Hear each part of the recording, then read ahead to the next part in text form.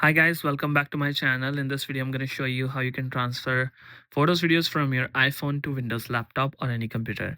So let's start without any problem. Let's proceed. As you guys can see here, this is my Windows computer here. I mean laptop, and this is my iPhone 11.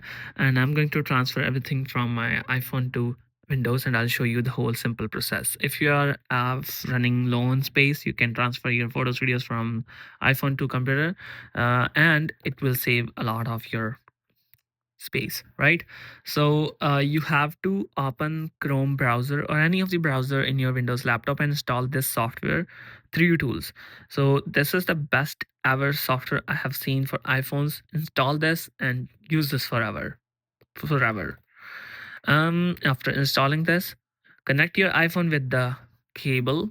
Right there you go. Mine is connected already, and when you connect it with your laptop for the very first time, it will show you the prompt to trust or don't trust this computer. You know what you have to do.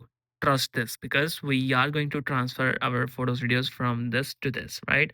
So make sure you click on trust and enter your iPhone's password.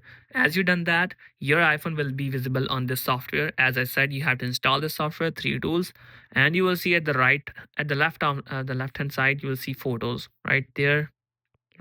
As you guys can see here, photos. Click on this one and your whole camera roll, your photos, videos are here, right? So click on this one. You can export your whole camera roll in order to free up some space, right? So you can click on whole camera roll option and now click on export.